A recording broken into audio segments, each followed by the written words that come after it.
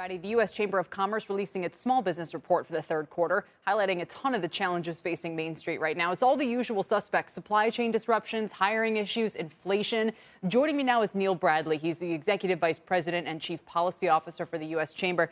Neil, it's good to have you. And I mean, we didn't even state the obvious, which is there was a pandemic that saw the sort of big guys, especially retailers, gain probably huge market share at the expense of smaller ones, restaurants, retailers, you name it. Yes, there was a lot of small business aid, but how much has the landscape changed in the past 18 months? Well, thanks for having me, Kelly. It's changed quite a bit. Let's start with some good news. 55% of small businesses in our most recent survey, this quarterly survey done in conjunction with MetLife, report that their business conditions are good.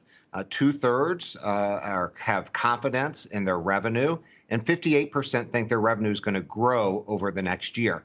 Those are new highs since the beginning of the pandemic. So in many ways, we've recovered, but optimism is beginning to slow. And that's what worries us the most. And it's frankly, all of those issues you just identified, workforce, supply chain, inflation, are all beginning to erode the confidence that small businesses have in the future. How are they dealing with labor market constraints, whether it's trying to find people, the cost of hiring? What are the biggest problems, and how are they going to be resolved? Yeah, so 50% in the most recent survey report they're having difficulty filling their open jobs. And so in some cases, they're actually pulling back hours and pulling back work that they would otherwise do. So when we talk to retailers and restaurant operators, they're not fully reopened. They're either closing a lunch service or a dinner service. They're turning down jobs if they're in the construction industry simply because they don't have the workers to meet the needs that consumers have. So that's incredibly difficult for them.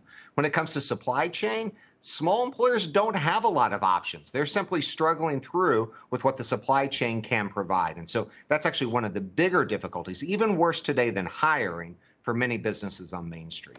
We haven't talked about PPP in a while. What would your postmortem be on the whole program? Well, for a brand new program that was an experiment that had never been tried before, I think you have to give it an unqualified success. Of course, there were bumps in the road, but compare the PPP program to, say, the aid going to individuals to help with back rent payments. That money hasn't been able to get out the door. The government has struggled to get it through state and local governments, and it's been, by all accounts, pretty much a disaster. Compare that with PPP, where we rescued millions of businesses literally on a dime because we brought the private sector into it. And so it's not just a government effort when it comes to PPP. It was what banks and local community lending institutions did to help get that money in the hands of businesses on Main Street. So I guess my final question would be, if we've moved past the need for acute help in the pandemic, but we still have a lot of pandemic effects, Delta still going around, there's mask issues, there's vaccination issues, again, finding workers, figuring out how to stay open, how to make that transition to virtual, whether that means showing up to work or not. What would be the best way to support a vibrant, small, new business startup community, small business community in the U.S. from here? Well, first and foremost, it's exactly what you said. We have to beat COVID. More vaccinations means a quicker end to this pandemic. So the more people we can get vaccinated, the more we can be fully reopened. We need the federal government to help in some areas, helping unlock some of the supply chain disruptions, dealing with some of these bottlenecks in ways that they can help do. We also need support when it comes to our workforce. That means getting people off the sidelines back into the job market with job training programs. It also means increases in legal immigration, and only our government can help effectuate that. At the same time, it's critical that they don't do any harm.